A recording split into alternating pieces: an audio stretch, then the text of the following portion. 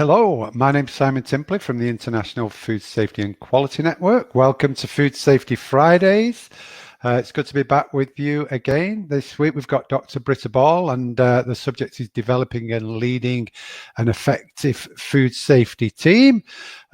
Please say hello in the sidebar. Tell us where you're joining us from today, as we ask you to do each week. It's really nice to see all you happy people from all over the world. It kind of feels nice in this doom and gloom at the moment. So give us a wave and a smiley in the sidebar.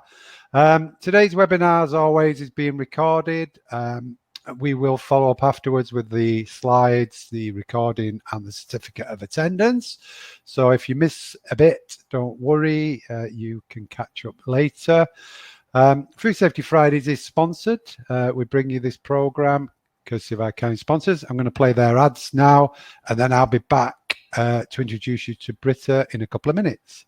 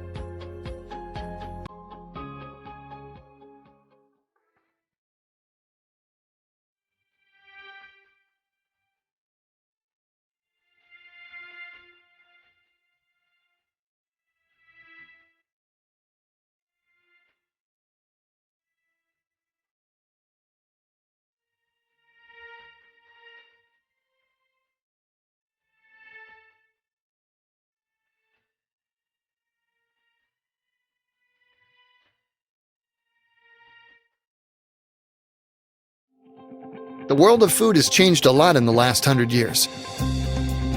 But one thing that doesn't change? Ensuring the quality and safe handling of food. No matter what changes are yet to come, we're proud to always be on our clients' side, shaping the future of food today and tomorrow. AIB International, ever onward. Hey, are you there, Britta? Happy Friday. I am. There Hello. you are. Hi. Are you Glad all to right, be Britta? here. Great to have you. Yes, I'm fine. Yeah. If some of them may not know you, but can you just briefly tell them where you join us from and who you are? I'm joining from Guelph in Ontario, Canada, which is near Toronto. Okay. So and the sun's shining there today? Yes, it's a nice sunny day. Very It's good. a little cool. It's about plus 3 degrees Celsius. But a nice early spring Yes. morning. Very good. Okay, let's get your slides on. I'll be back for some polls and Q&A. But for now, I'll hand you over to Britta. Let's turn our webcams off. All right. Thank you very much, Simon. I'm really pleased to have the opportunity to present again at IFSQN, the Food Safety Fridays. It's a great opportunity to share information that can help people in their food safety roles in the various businesses around the world. And so I just give you a little bit of a background about myself. I'm a food scientist from my undergrad, dairy science actually in particular. I worked at a couple of dairy operations, Gailey Foods and Kraft Foods, and I worked on farms, dairy farms as well. I've done a number of different jobs in between, and in between that and now, I taught also at Kemptville College, and I've taught at University of Guelph, and a couple of other colleges, and I also had a career at the Ontario government in leadership and organization development, and that's really where it is that I bring together my food science background and my interest in food science and food safety, and all of my background with the social sciences and working to help people, individuals, develop their skills, and help organizations also develop the tools and practices that they need to make their organizations more effective. So that when I was then able to put those together and work on some research projects for a master's and a PhD in food safety culture. So that's really where it is that I come from in terms of my background and how I'm really devoted to the people side of food safety, because that my background just everything ties in together and makes it really good sense for me to be working in this particular space. So then after I did my PhD, I started working for Food Banks Canada as their safe food handling manager, and I still do consulting with Food Banks Canada. And in particular, right now with the things that are going on with job losses and with business closures, there's an increased need for work that's happening in food banks. So if you have a chance, donate to your local food bank, because there are a lot of people that are going to be in need of it in the near future, if not now.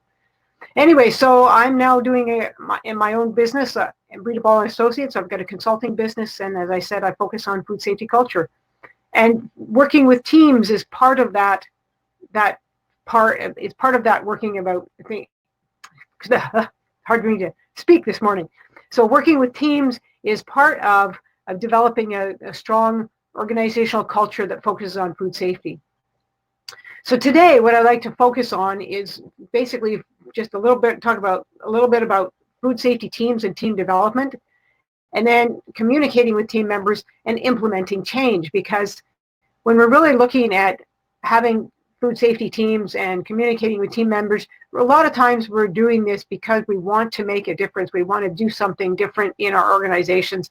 And so we were looking at implementing change and making that effective as we go along, whether it's continuous improvements or whether it's a transformational program that you've got in place, that you've really got to think about how you're going to implement change.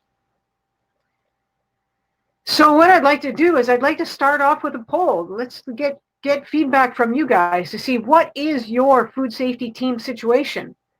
Do you have no team at all? Is it a small operation or even a larger operation, but you still have no team? Or do you have a team that's not effective?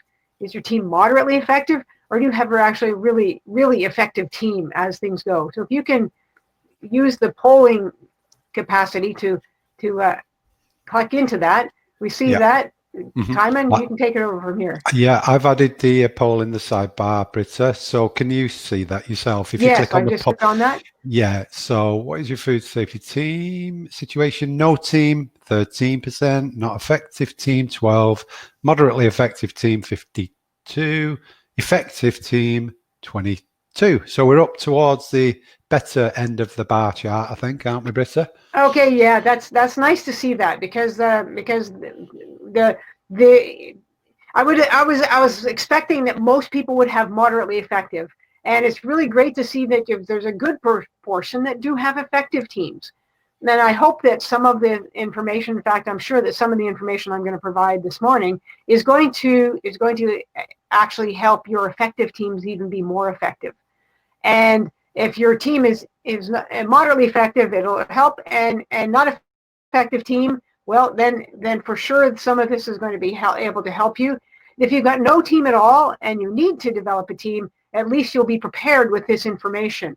Some of the smaller operations, you are the food safety team, and maybe your team really is just you and the manager, the owner of the operation, if your place is small. So it will, you will be able to learn certain things from this, that and pick and choose what it is that you can find most useful in your situation.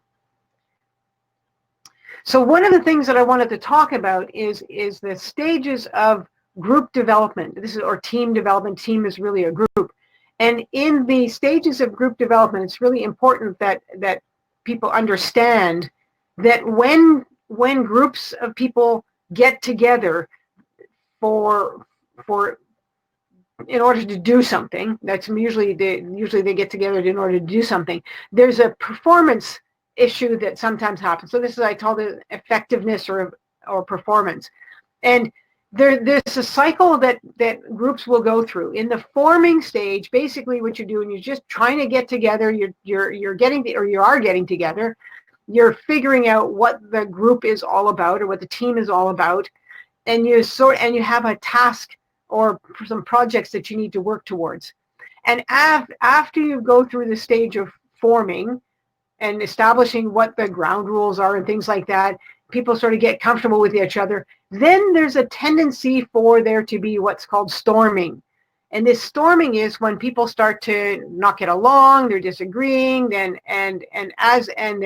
it's good to disagree. I'm not saying that you shouldn't be disagreeing, but there needs to be you need to get a handle on that in order to maintain the effectiveness of your team. But as you can see, the beginning, there's a level of performance that the team has, and then the group would start to storm, to interact differently, and then the performance will decline. And this is not to scale, by the way. This is just, these little loops are the way that I could actually make the slide show the curve. So the storming then is the going down, and when they get after you've gone through the storming stage and your performance has decreased, then people say, okay, let's get together, let's get better at what it is we're doing, and they start focusing on what it is that they need to be focusing on. They've overcome some of the challenges and issues about the storming because there's miscommunication, because they don't know how to interact with each other well, because you just need that time to learn how to effectively work together. Then you do the norming, and as you go through the norming stage, then you start to performing. And the performing curve can be quite a long curve, could be quite a bit higher than this one that shows. And then your effectiveness then improves, and you get past the effectiveness of where you were at the very beginning. And then oftentimes, if it's a project team that comes together for a project, then you end up adjourning. So the importance of this slide is to recognize that having disagreements and having difficulties in how you work together is not an unusual thing, and that the performance may decline, but there's an opportunity to norm, to start working together, and then shift that into a performance stage, and then into high performance, and you can become a high performing team because of this focus. And then if your team needs to adjourn, that's fine, but then all the way along you need to keep focusing. If you're a long-standing team, then you need to keep focusing on things to make sure that you don't drop back down into a less effective status. So here's another way of looking at it. Is actually in the forming stage is that there's a trust and there's an unknown and a fear that's happening, and so people are wanting to trust each other, but they're just not sure how to trust each other in this new situation. The storming phase happens is when people maybe start to withhold information from each other, or they argue, and they start to go into their little corners, if we start putting it into a sports analogy, and they're wanting to do things on their own or have their own ways and not really working together as a group to focus on the group's needs. The norming is when they start to share in more information, you're open and sharing, and then when you're performing, you're actually synergizing, and there's more synergy that's happening when you're at the performing stage of things. So that's another way to look at, see what it is happening in these particular stages. So what are some of the challenges that you have faced in working with teams? I'll give you an opportunity to type in the chat box. So there are a couple of comments there. Yeah, VJ, my team is not getting an interest in food safety. Just not interested. Yes. Yeah. And so there's a combination of things that needs to happen in that place. If they're not really interested in that, then they've got to think about how you can communicate food safety differently, how to connect with those people so that they understand how food safety fits in with their roles. And here I see some more things that are coming in. Yeah, lack of trust or faith in knowledge of others. Diverse educational background, Ruth. Heidi, just getting everyone together on a regular basis is a struggle. Language and culture barriers. Mm-hmm. Strong characters in the production management, Lucy. Egos getting in the way, Stephanie. People are not involved, Taya. No senior leadership, support or commitment, Kelly. Team is not responsive. They show up but do not add anything to the conversation, Erin. A lot of things you expected to see there, Britta. Yes, that's right. A lot I expected to see that, exactly. Yeah, and so in some of these, sometimes the difference in communication is different cultures. Sometimes the difference in communication is different ways that people approach communicating. I can use an example, even just in my own family. My brothers and I communicate really well together. We grew up together. It's like we were tight in age, and so we grew up together, and we learned how to communicate with each other very well. And my sisters are younger than we are, my brothers and I, and sometimes when I'm speaking to them, I don't understand what it is they're trying to say, and they get upset with me when because the way that I speak, and they don't understand how I speak. And so part of it's because of how we think differently, and how we are and how we focus what we focus on, and what we focus on is a little bit different. And the words that we use my brothers and I use are different than the words my sisters and I use. I don't know.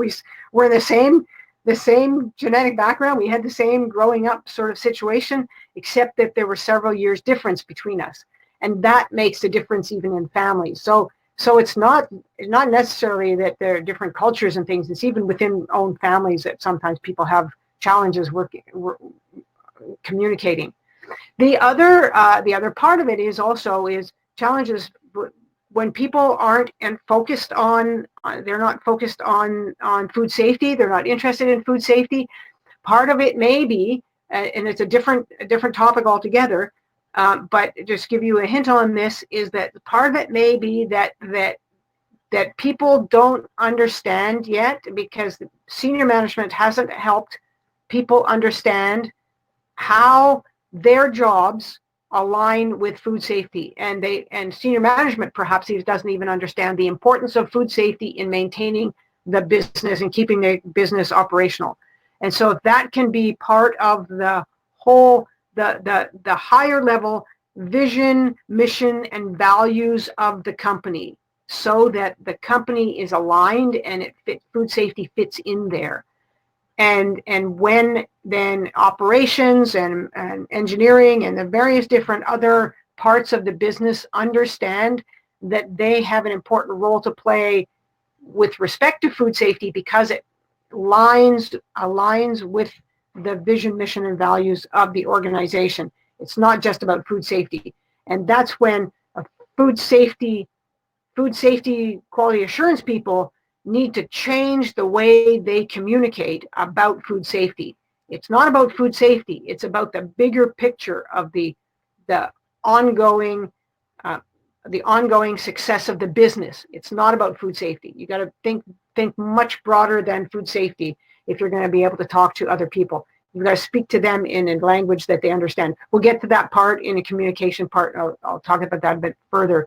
But that part about aligning with the vision, mission, and values is something that needs to happen within the organization in order to help people understand where their roles are with respect to food safety and quality assurance. Anyway, so let's move on to that, and we'll get to the project. I wanted to focus on what Google did in their teams. Google was doing a research project about teams in the operation in Google. They wanted to identify what it was about the teams that made certain teams work together at a really high performance level, and why some of the other teams didn't. And they did a project, and they looked at all kinds of demographics and all kinds of different situations in the teams. They looked at the mix of the team, whether they were all a certain type of personality or there was a variety of personalities. They looked at the education levels and how the mix of education levels was in the team. They looked at age levels and the mix of age levels. They looked at all different aspects. They looked at, is it better to have an intercultural team or multicultural team, or is it better to have a single cultural team? What really is it that works the best for our teams? And the researchers were astounded at what they found, because they had never considered this really as what would make the difference. They thought it might have been that there had to be a particular leader, really strong leader in the organization or something, but it was none of that. It was not about leadership. It was not about high education levels. It was not about specific cultures or anything else like that. What it was about psychological safety. Effective teams, the most effective teams, had climates, in the team climates, where people felt safe for interpersonal risk-taking. And they also had conversational turn-taking, which really meant that they allowed them each other to take turns in the conversation, and they also had empathy for each other. And they found this out because one of the teams that they were talking about had one of the people on the teams had shared with the team members that his concerns about, it was a particular health concern that he had, if I recall correctly. And that opening up of risk taking, it was an interpersonal, he exposed his vulnerability, he exposed his concern about a particular situation himself. And that then enabled others on the team to take risks, their own interpersonal risks, and share some of their own interpersonal concerns. It wasn't about work. It wasn't about the project that they were focusing on. And then within the team, members of this team felt safe to communicate with each other. They had some empathy for each other. And that really is what made the difference for the teams at Google. That's what was so astounding to Google when it did this study. Now, if we go back to the initial slide that I had on about let me just see where to go. One more. There we go. This one. So when you have a new person coming in to a team or a group, there will also be another level of this forming, storming, norming, and performing, because the group has established itself. It's established how it operates and things. And so when a new person comes in, there may be a slight dip down, maybe not quite as big a dip as it would if you had a new group of people getting together. But there will still be some of this interaction where people there's a withholding because we don't know how this person, do we really trust this person? There's an unknown. There's a potential fear about we've established how we are working and what's this person going to do and how is this person going to affect our team. So there may be some withholding of information, and then eventually you get back into the norming, the sharing of information, and then the synergistic performing stage. So that's what's important when we're looking at this whole thing about how we operate as team members and teams get together. There's another thing that I've been looking at, what's called conversational intelligence, and this connects with our brain and how our brain perceives things. When we are in a low trust situation, we get into what's called our primitive brain. We resist things. We're skeptical about things. We don't trust people. We don't trust what else is going on. And then when we get into another space, when we start getting together from our team level, we're starting to build conditional trust. We want to do a wait and see kind of a thing. We'll say, okay, what are the other people doing? Can I trust them? How is it going to work? Then once we start to build more trust, then we can be sort of experimental in that phase. And if we look at it in terms of the storming, forming, norming, and performing, the wait and see is the norming stage. And then the performing is when we're starting to experiment, we're starting to do things, we're building trust. And then we get to a co-creation stage from where we start working with a different part of our brains. And that is much more creative. And so if you've got ideal teams working, then like at this Aristotle project at Google, they had high trust among the team members because of that they were basically exposed their vulnerability and let people know about themselves. And that's what built that. And I'm not suggesting that food safety teams that are in the low effective way are going to be able to jump to that high trust level. There are steps along the way, and the steps are to be able to communicate from a resistor to help people build trust, to get them to be less skeptical. You can even think about this in terms of people on the with respect to other people in your workplace. So which of your other colleagues are resisting or skeptical about things? Is it because there's a low trust in what's going on? Is it because they have a fear built in? They're not sure what that's going to have, what impact that's going to have on their work and how things are.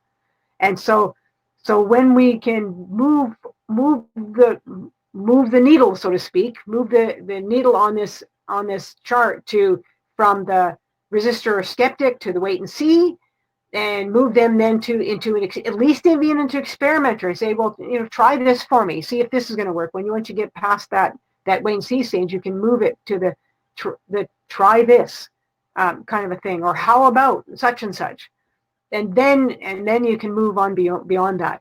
So those teams who are working effectively, you talk about early on in the poll, you said you've got effective teams.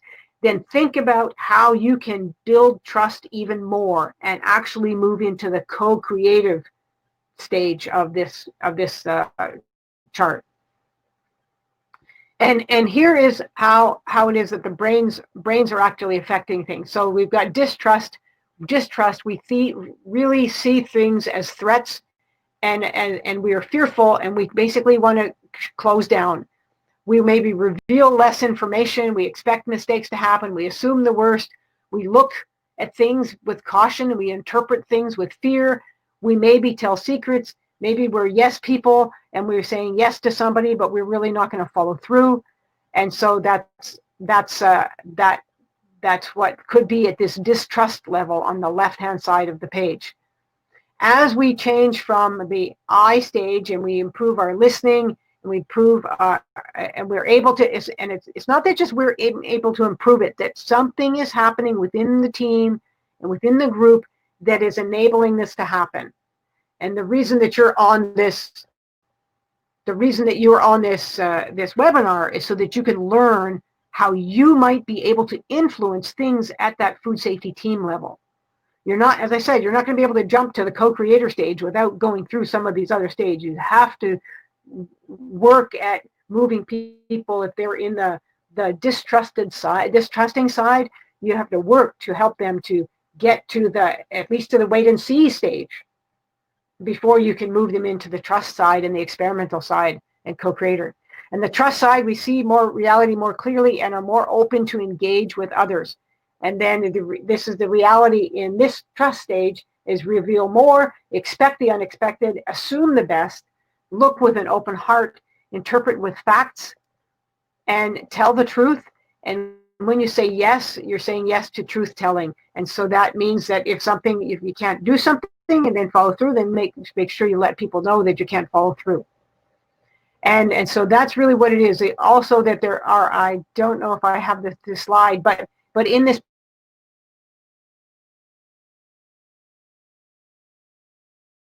particular slide, the cortisol that's produced in the distrust side will keep you there. That's your primitive brain keeping you safe. That's really what it is. We're keeping ourselves safe because we're high stress.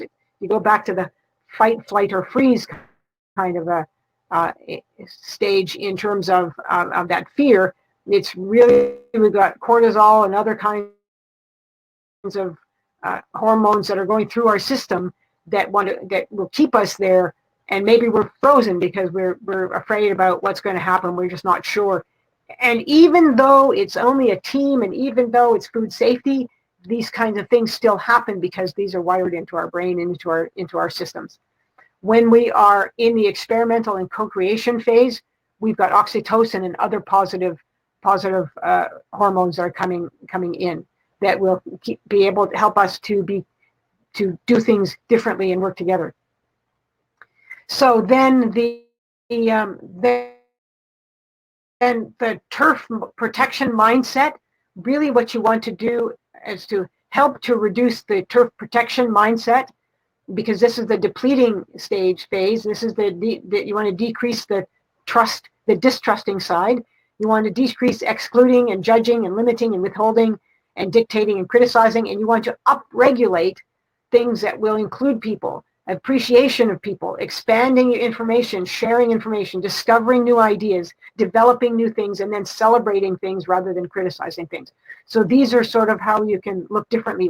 Down-regulate some negative practices and up-regulate some of the positive practices. And these will influence people's ability to get along better, just overall. If we can all learn to do that, that will help. It's not happening. There we go.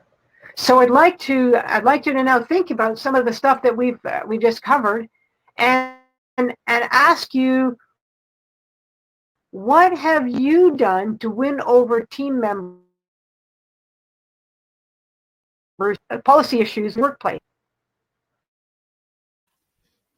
Okay, yeah, type in this. What have you done to help them to that has actually worked? Yeah. In a nutshell, what have you done to win over team members or influence or persuade them on a workplace policy or issue that's worked? Be an example, Adriana. Great one. Be a leader. Lead by example.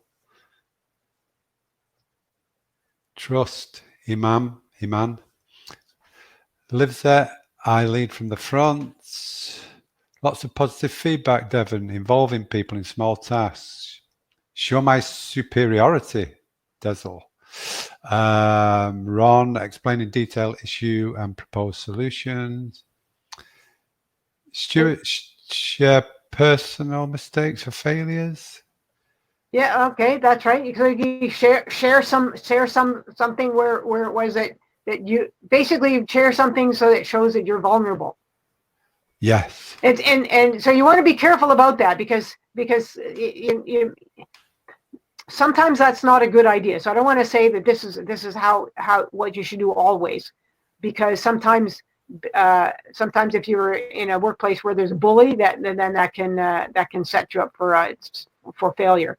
But this is we're assuming that people aren't going to be bullying. Yeah. But and so when you talk about trust, how there's a couple of different people talked about trust. What is it that you do to build that trust? Yeah, be humble. Give examples how food safety negatively can affect their family, their family. stories. There's one, and I observed stories. positively somebody who was gave positive feedback to people who were doing what they were supposed to be doing. Yeah. Being open to feedback from other people, not putting anyone down, always building people up. Yes. So good. So these are ways that you can do things. Now, some of the things that people do are different. They will be experienced, they're interpreted differently depending on what culture you are from. And so what works in one culture may not work quite as well in another culture. So just that's one thing just to be aware of. That's important. That important point about that, and about having conversations. Then, when you're on your team, and about having conversations can help people understand what works, what will work for that particular person, to get that particular person on board and up and understanding what it is that you're needing. Helping to get their rights, and I definitely want that never talk negatively about somebody and only say positive things or say nothing.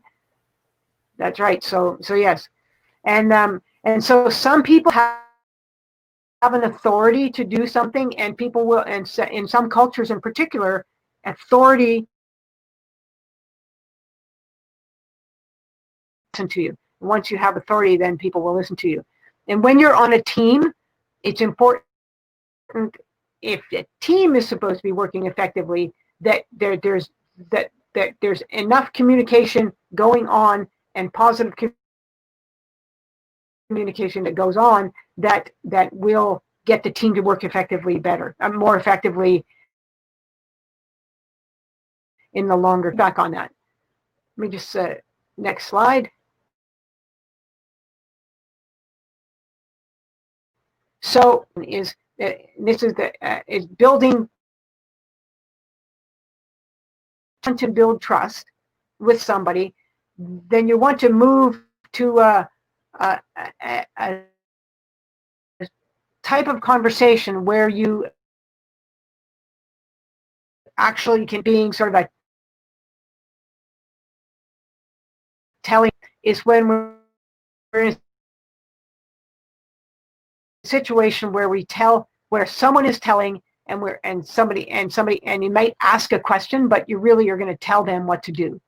And that is a less open way to communicate. And that way of communicating, it works if you're urgent situations.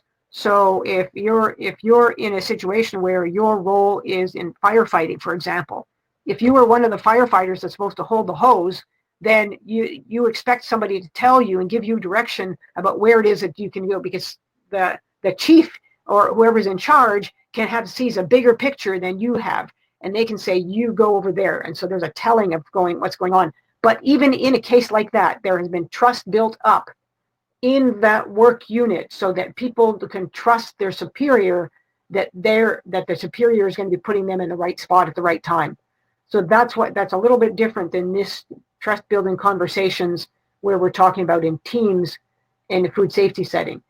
So then in the level 2, that sort of middle part where we talked about people are going to do the wait and see stage, then the level of communication, we're at negotiating, we're building consensus, where we have people who are inquiring, or they're asking questions, and it's actually a back and forth kind of a thing. We're maybe are compromising in our negotiations, and we may advocate on behalf of somebody else, and speak for somebody else that you might be afraid to speak.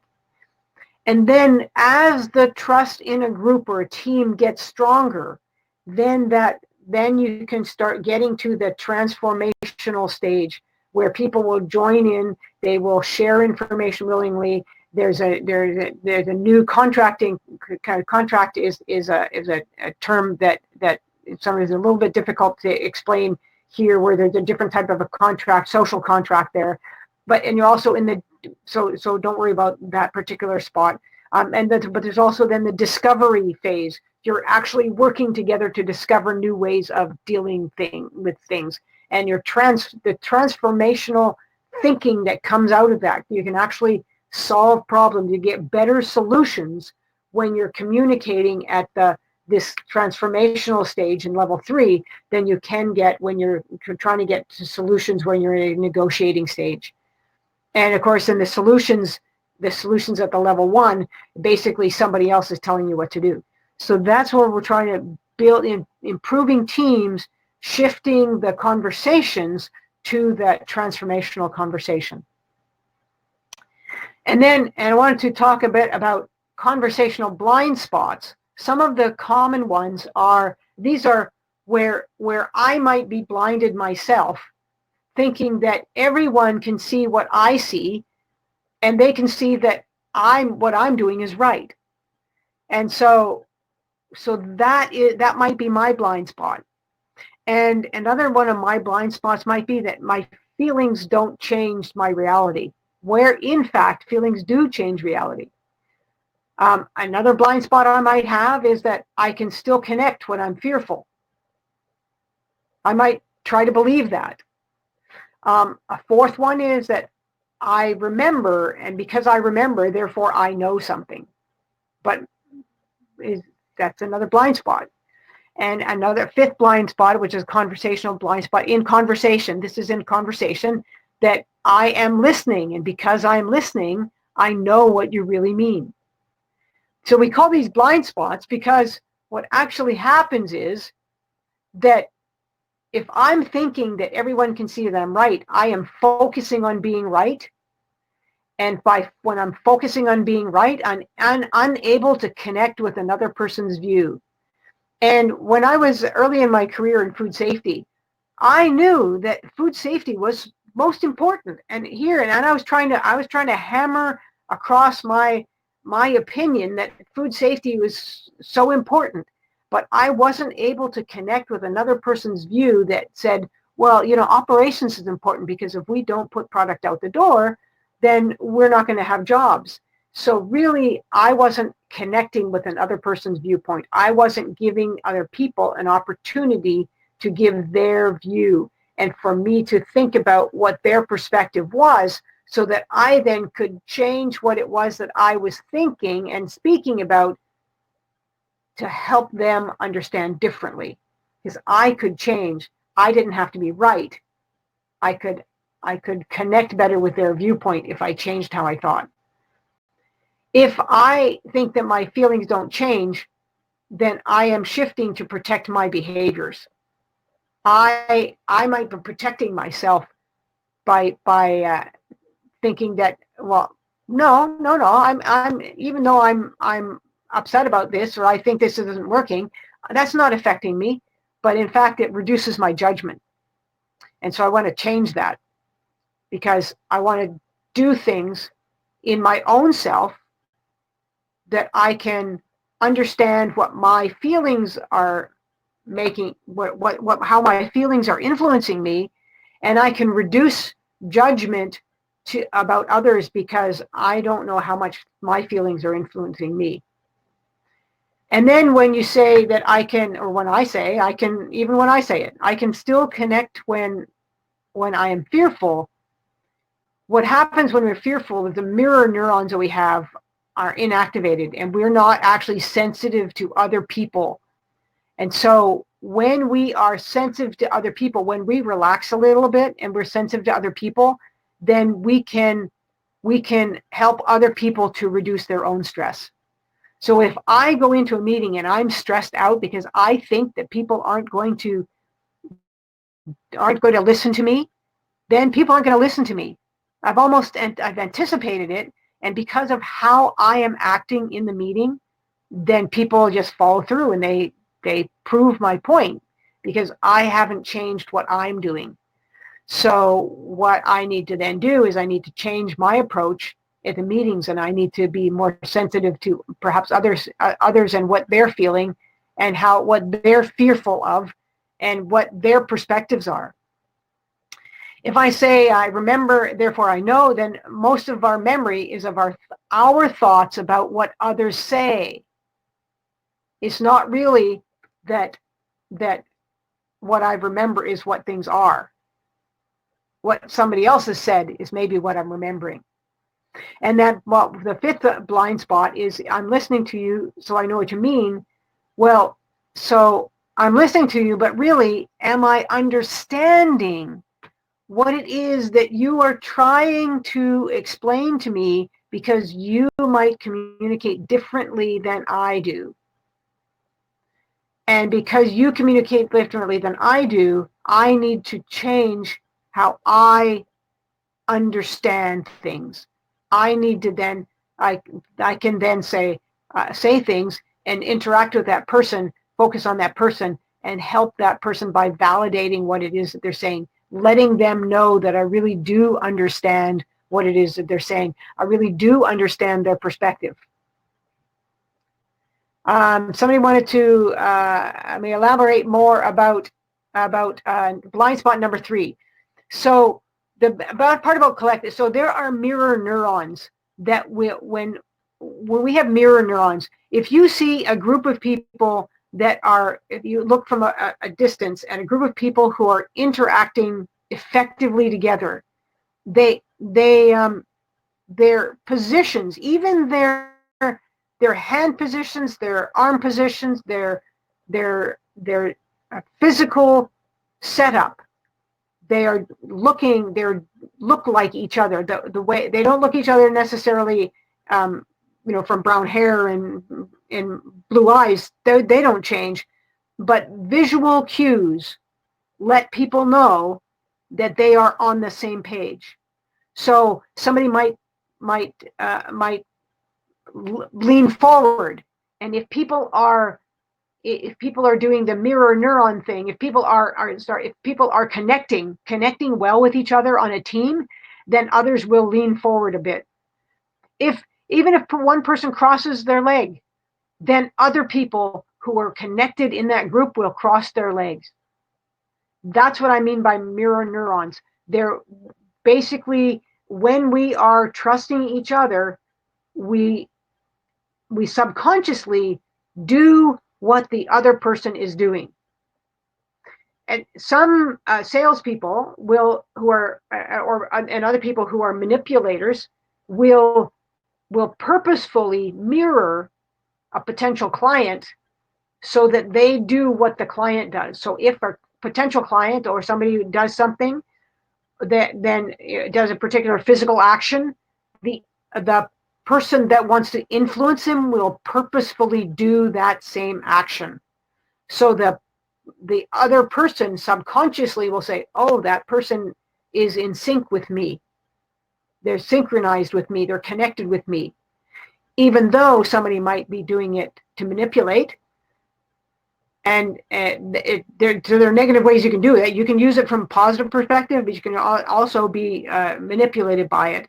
So, but if you're in a meeting and you're wanting to connect with other people, then you can change your state of mind so that you focus on what you can do. And if somebody is reacting physically, they've done something, they've crossed their arms, maybe not cross their arms, but if they put a hand up or something, or maybe put a finger up, then you could, done something with their hands or done something with their face. If they smile, then you can smile back. That's those kinds of things that let them know that you are in sync with them. I'm not suggesting that if they're angry, be angry, but there are other things that you can do, because, and this is what the mirror neurons are. There are neurons that we have that are activated when we are synchronized with other people, when we're connected with them. And we can see that physically. So if you look at a group of people that are connected, they're in sync, they're doing the same thing. If they're not in sync, then they may be doing different things. They may be leaning back even. Okay, so all right, and then the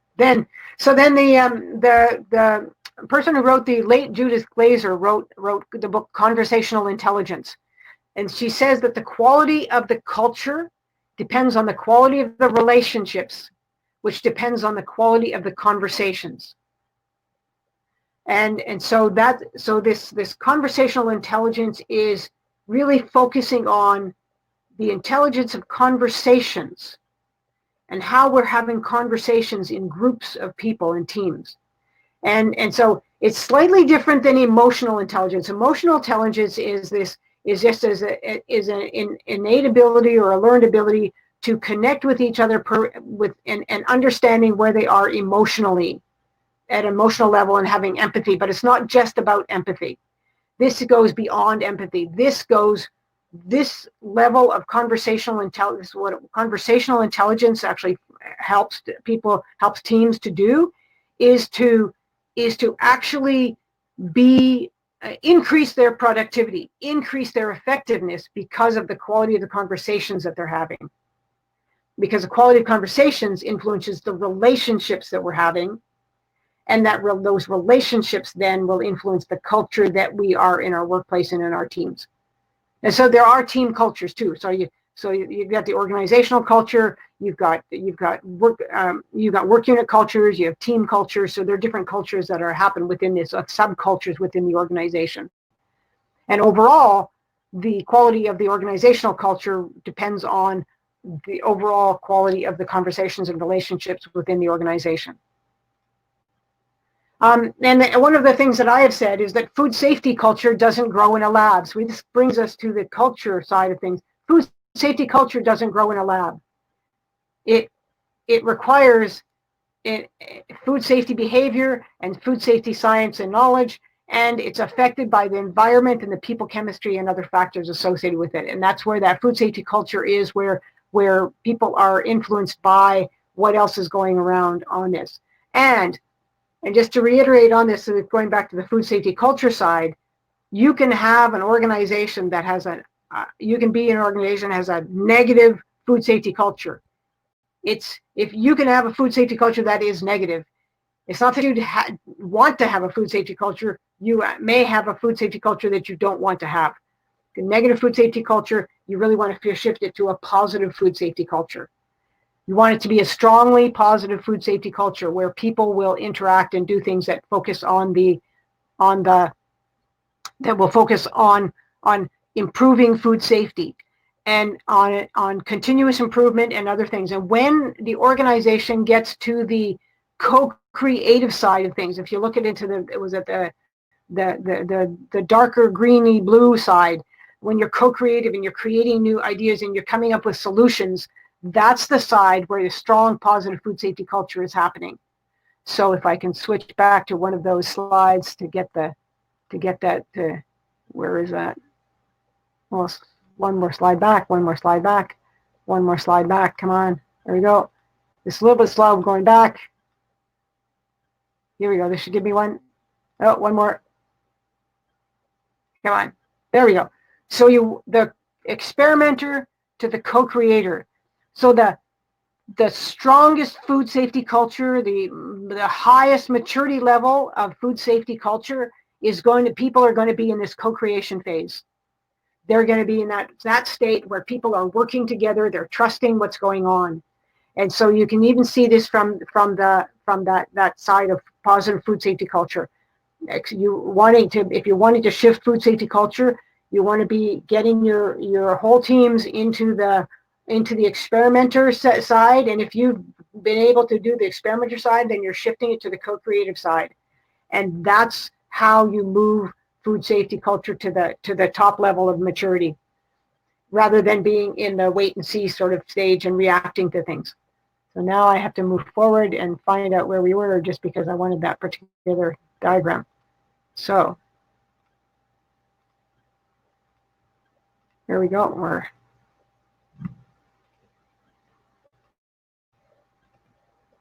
Okay, and so back to this culture. So it needs a number. As I talked about, other factors influence it, and communication is one of those, and conversational intelligence is one of those. So I mentioned subcultures. So we've got in organizational cultures, there are a number of different subcultures. There's an executive subculture. We're getting things profitable is the focus. An engineering subculture, where getting things perfect is perhaps the focus. An R&D subculture, which perhaps is getting things renewed, is the focus. And a production subculture, which is getting things done. And a food safety culture is trying to get things perfect, but what we want, not perfect. Food safety culture is the making sure food is safe, and food safety culture has to be the overriding culture for all of these. So in order to get things profitable, in order to get things done and get things perfect and get things renewed, we really need to think of those and making sure that food safety is part of that, because making sure food is safe is going to influence everyone else's organization or everyone else's subculture. So the overriding culture for food safety has to, the culture for food safety has to be an overriding culture that overlaps all of those. And then I just want to quickly go through the stages of change. So when we are trying to influence change, we need to understand that there are stages of change. And if anybody's done work in grief, then there are stages of grief that will also apply to that. But I don't want to go through that, because the stages of grief, the stages of change, and how people perceive change is another webinar. But I just want to briefly let people know that there are really 3 stages of change where you have to unfreeze the current stage of the culture. And there are things that you need to do to make that happen. And then the change process is what it is that you're going to do to implement the change. Because you've got things in the unfreeze part is actually the biggest part, the preparation and making things and yet letting people know that there's a change coming. Then the change is the implementation of that whole planning part about the unfreezing this state. Then the unfreeze phase. Then the change may take a while, and then the refreeze is one of those things where you can establish what it is that you can what is it you've implemented. So the implementation phase is that change, and the refreezing is making it a habit. The refreezing is maybe a couple of years out if you're talking food safety, because the change needs to be reinforced until it becomes a habit. And when it becomes a habit, and when things are refrozen as a habit, and we've got a positive, mature food safety culture, and people are co-creating solutions and coming up with ideas to improve quality and food safety and other things within the organization, that's when we got to the stage we wanted to have it as a habit. And basically the stage is the unfreeze, if you want to see it in writing. Unfreeze is when the organization creates the readiness and motivation for change. So we have to show that there's a need.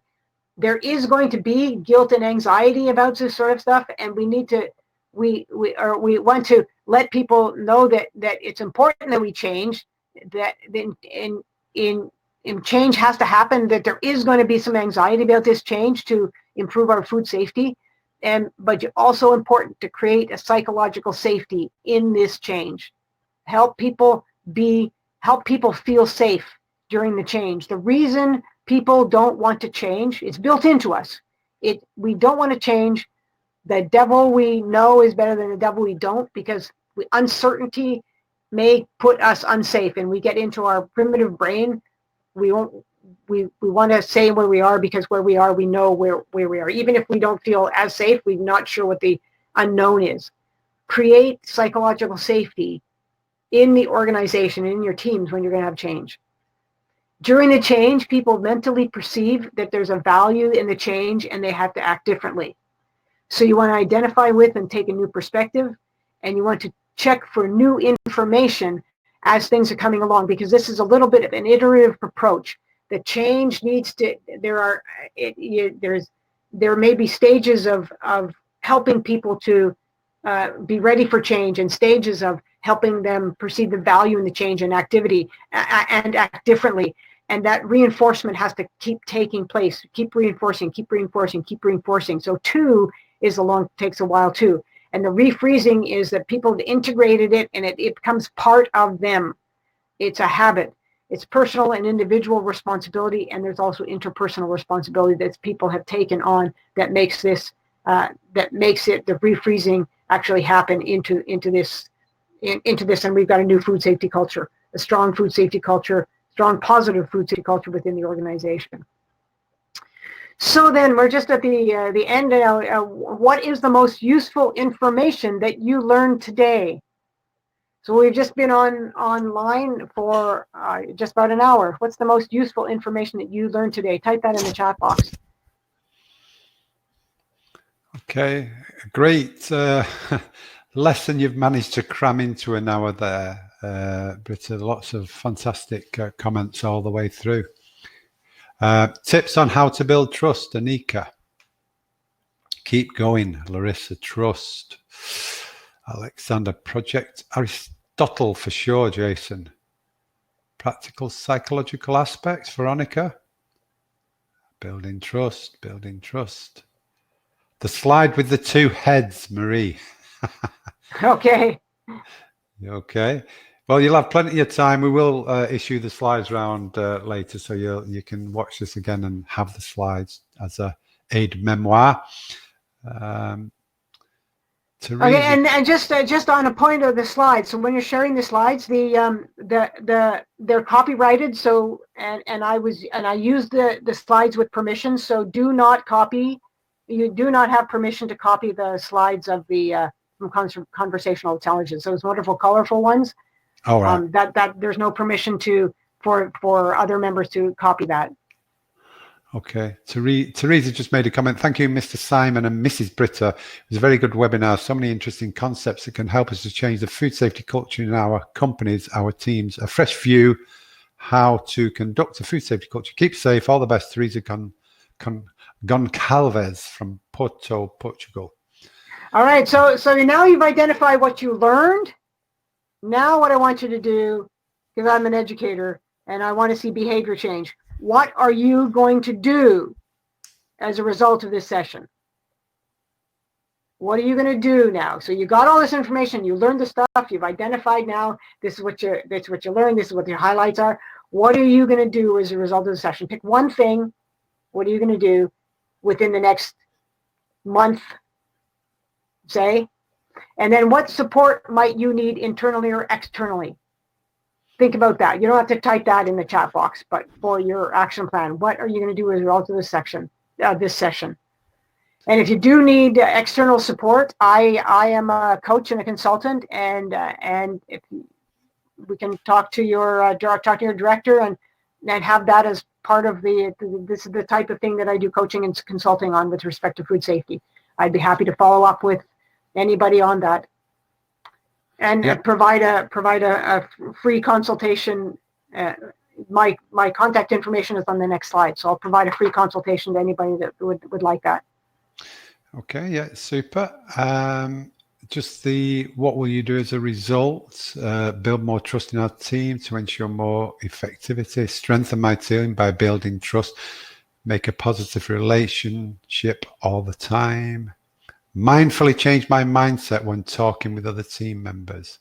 Build active interaction into meetings, more active participation. Yeah, everybody's an individual. Everybody knows their teams. Everybody's different, but everybody's taking something away from today, and that then is a massive success. So brilliant. Great. Love it. Wonderful.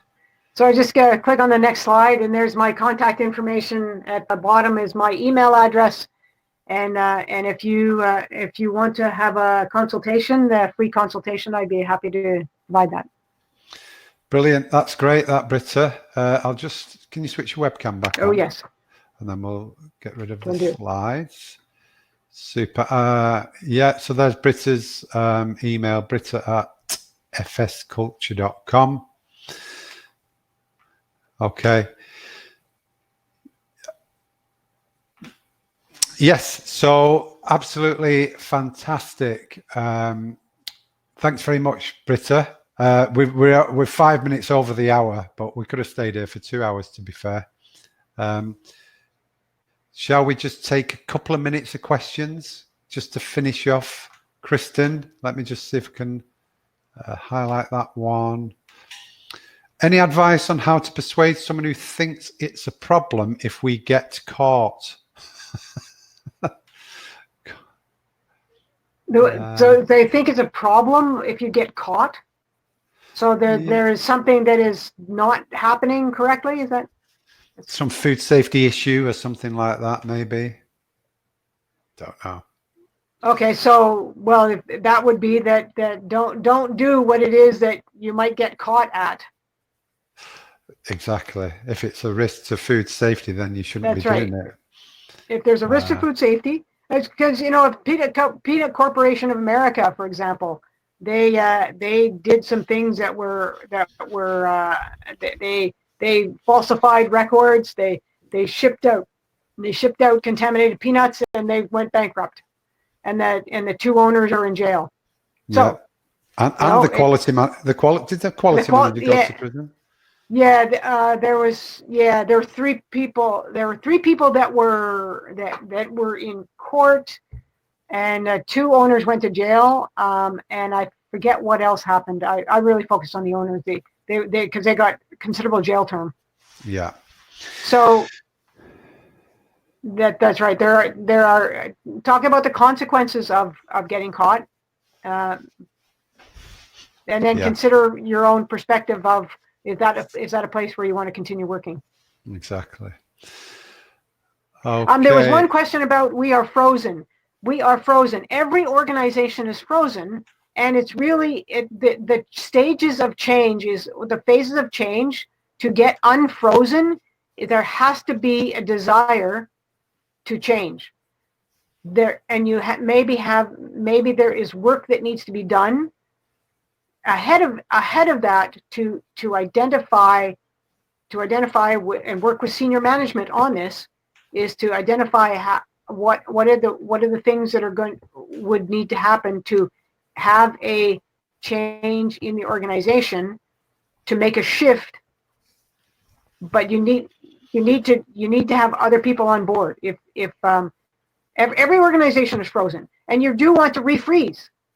When you get into a habit, you want to refreeze. It's just that currently now you have habits that you want to change, and there has to be commitment from a bunch of different people. It needs to be aligned with the organizational vision, vision, and values, and focus on that with respect to food safety culture and things. If that's what it is, maybe there's some other things you want to do. Maybe send me an email and we can follow up afterwards. Okay, I've highlighted another one there, Ruth. Any advice on handling a team members with diverse educational background, i.e. engineering, food technology, business admin, chemistry, so they're all coming from the different specialisms. Did you mention about talking in their language and what floats their boat and understanding? Did you? Yeah, it's important to, when we've got people coming from different backgrounds, the diverse educational backgrounds isn't the issue. The issue is, are people focused on a common goal? What is the focus? And when everybody's focused on a common goal, those different backgrounds are really important. It's really important to get perspectives from different sides. If you have too many people that have the same focus, you're not going to get new ideas. You maybe aren't even thinking about some issues that somebody else might be able to see. So there's huge value in having a diverse team. I recommend having a diverse team because of the value that's there, because of the different ideas that people have from their background, from their engineering, from their business administration, from their chemistry. If we do this, how is this going to impact X or Y? Well, somebody from a business administration background is going to come at it totally differently than somebody from an engineering background. And that's important. We need to understand the different sides, because that's what will help us come up with a better solution than if we're all food safety people sitting around saying, why aren't those guys seeing what we see? Food safety is an important piece of the whole organization, but it's not the only piece. Food Time safety. To get out. Yeah. Sorry, Ruth. I was going to say food safety is managing. Food safety is part of enterprise risk management. So it's one of those things is how much money are we going to be able to afford to put into food safety before we before we make the company go down because we can't produce stuff that people are going to want to buy because we've solved the food safety issue. We can make certain foods absolutely safe, but they're totally unpalatable. So we have to balance safety with what consumers want. We have to balance food safety with what's best for the business, because food safety is part of that package. I'm not saying falsify records. I'm not saying, don't do the proper things that are important things to do. I'm saying food safety needs to be balanced as part of the bigger picture. It's not the be all and end all for an organization. There are other things that need to be considered. Because it's a business, and we want to make sure that our customers are safe. Because if our customers are safe and we don't have a recall, then that means operations is going to be effective, and we have people that we're employing. So it's all about that balance. Okay, I think we are going to have to leave it there. I know there are a few questions, but we will put email in there. 12 minutes past 4. So, Britta, thanks very much for your input today. It's been great to have you, and we'll see you soon. Thank you. All right. Thanks very much. Britta Ball, we will follow up with the recording, the slides, and the certificate. Well, I've issued the certificate in the sidebar. You have to type your name on it, or you have to sign your name on it yourself on the certificate. That was brilliant, wasn't it? A lot to think about. So rewatch the video, get the presentation slides, and contact Britta if you have a question. Her contact details will be on there. I really enjoyed that. I know you did too. I can tell by the comments in the sidebar. So it's Friday, best day of the week. Have a great Friday. Enjoy your weekend. Stay coronavirus free if you can, and be happy. Take care, everybody. Bye.